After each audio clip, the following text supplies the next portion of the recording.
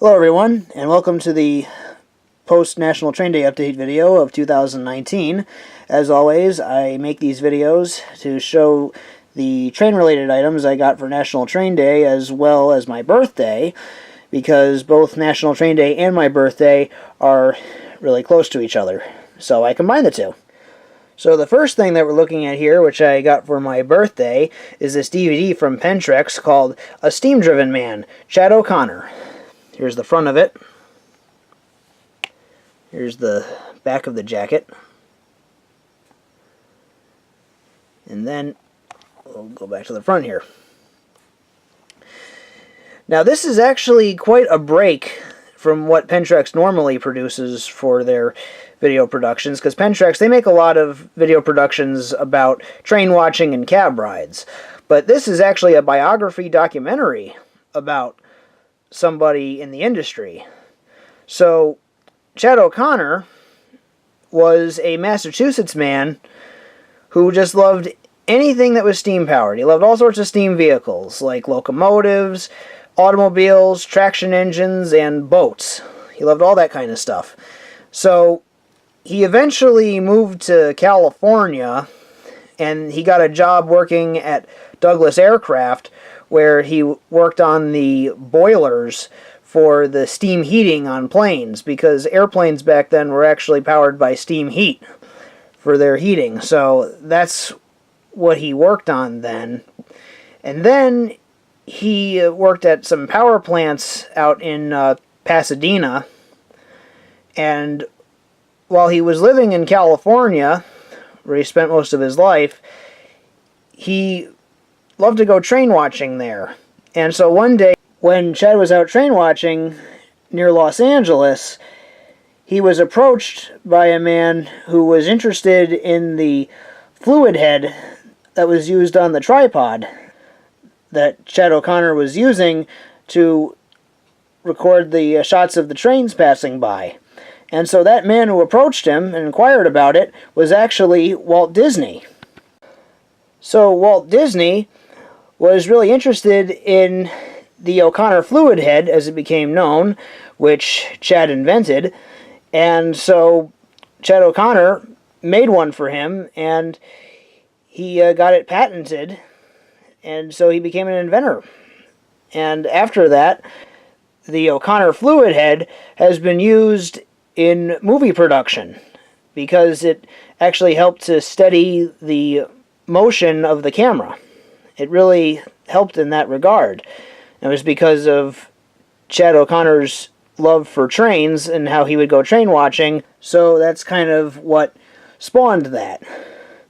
And in addition, Chad O'Connor was also famous for being the man responsible for the construction of the replicas of the Central Pacific Jupiter and the Union Pacific 119, which is seen up here in the top left corner, which were constructed in the 1970s, because the original Jupiter and 119 were scrapped. And so the United States government wanted to have replicas of those locomotives built. So they turned to Chad O'Connor because he knew a lot about steam locomotives.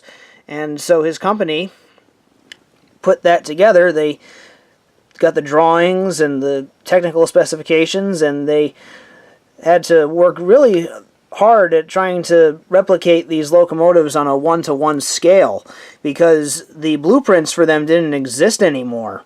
So they had to take photographs of the locomotives and then do some mathematical calculations to determine the size of the parts. It was a long process, but they eventually got it done. And so it was O'Connor Laboratories in California that helped to construct the two Golden Spike steam locomotive replicas, which are now running in Utah at the Golden Spike National Historic Site. So he's also known for that. In addition to the biography about Chad O'Connor, there is also a video that was made by a college in Utah in 1980 or so, right around there, showing the construction of the two Golden Spike steam locomotive replicas throughout the 1970s.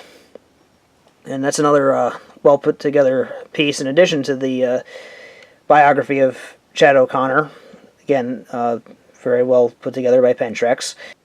There are a couple things I have to mention, though. Well, this was made originally in 1997, and it was reissued in 2019. But the thing is, though, Chad O'Connor was alive in 1997, and he died 10 years later. And so Pentrex, they didn't revise anything here. They didn't make any like little footnotes or anything that said that Chad O'Connor passed away in 2007. There's no mention about that here whatsoever. So if you were to watch this and you had no prior knowledge about Chad O'Connor, you would assume that he's still alive. So yeah, Pentrex didn't make any notes about this being up to date in any way about Chad O'Connor's life or any projects that he worked on since or anything like that. They didn't mention anything about that. It's just a direct carryover pretty much. And then they just added the production about the Golden Spike steam locomotive replica construction. They added that in here as well. There are also no previews, which I find to be strange, because a lot of Pentrex DVDs usually have previews in them of other productions that they've made. So there are no previews here, which is a bit strange. There's no previews, not even a menu either. It just goes straight right into the biography, and then it transitions over to the behind-the-scenes video of the Golden Spike steam locomotive construction. That's what it does right there. And also, in the Golden Spike steam locomotive replica video, they show the 119 pulling out of the O'Connor Laboratory facility, but the narrator incorrectly mentions that it was the Jupiter pulling out for the first time under steam, and not the 119 when actually the 119 is being shown. So those are just a couple of things I would mention. But this is really a nice production from Pentrex, and it's definitely something that they don't do a lot of, at least not up to this point. And it was definitely enjoyable to watch this. Very enjoyable and educational indeed. And I definitely recommend it if you want something to watch that isn't about train watching or cab rides or whatever, but it's still from Pentrex. This is definitely something that you'll find entertaining. So that's that right there. We'll move on to the next item, which is this figurine pack from Bachmann. Some HO scale cats and a garbage can. There's the back side. Here's the front again. And I will say Bachmann did a great job painting these cats in the garbage can. You can see that each cat looks different from one another. So it gives you a nice little variety right there. Now the next item, the next item is a National Train Day item. Or these two right here were for my birthday. It's this sheet of stamps, which I bought on May 10th actually. These are forever stamps that the United States Postal Service put out. And you get 3 different styles. You get one of the Jupiter, you get one of the Golden Spike, and you get one of the 119. And you get several of each. But to be honest, I think I'm going to keep these for myself. I don't think I'm going to put these on any letters. I like them the way they are, and I'll just keep them that way. So there's that.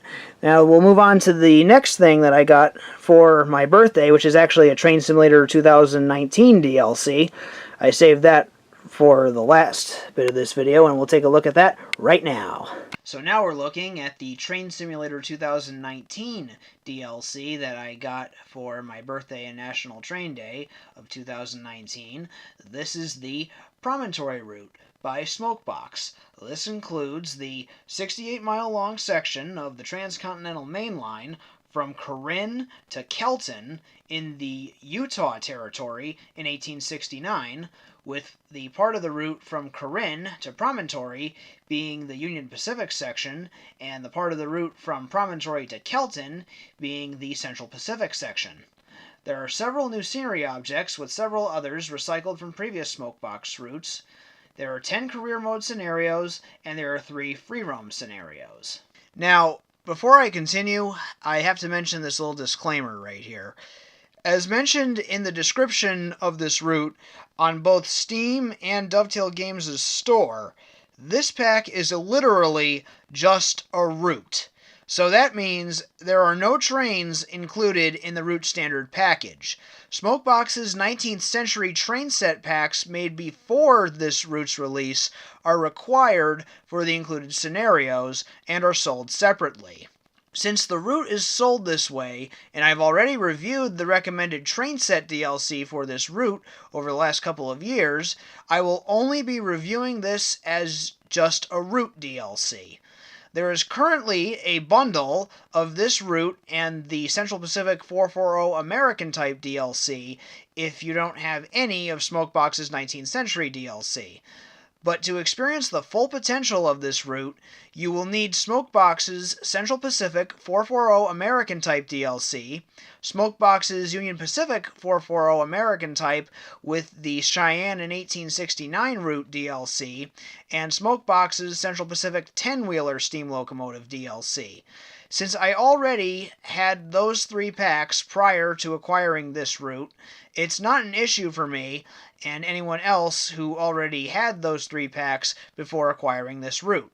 However, I believe it would have been a better marketing idea to have the Central Pacific Jupiter, the Union Pacific 119, as well as boxcars, coaches, and cabooses in both Union Pacific and Central Pacific included in the Route Standard package.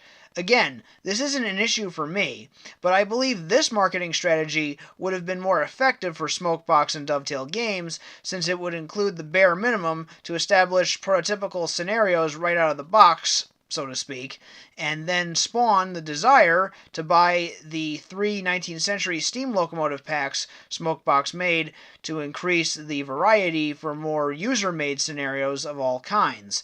If you want the route, but don't have or don't want Smokebox's 19th century steam locomotives, but you still want a real workout with something that's prototypical to use on this route, then you can download Dovetail Games' Handcar, which is free on Steam Marketplace and is appropriate to use on this route. So now that I've mentioned that, we now move on to the pros, advantages, and strengths of this DLC. The rails are T-rail just like in real life, and the ties are rendered. Lots of buildings light up at night. The doors are always open at the engine shed in Kelton. The turntables animate. The railroad infrastructure is noticeably different on this route based on railroad. For example, the tie textures are unique to each railroad, the Union Pacific and Central Pacific. The switch stands are also unique to each of those railroads. While not the longest route ever made for Dovetail Games' train simulator, the route is a real challenge for the locomotives that are intended for this route, where it will give you a real appreciation for things that are often taken for granted in 20th century and 21st century railroad operations, such as acceleration, braking, and top speed. With roughly 39 miles of Central Pacific trackage and roughly 28 miles of Union Pacific trackage, the route is quite lengthy for the recommended steam locomotives and has a great amount of diverse scenery, especially naturalistic scenery.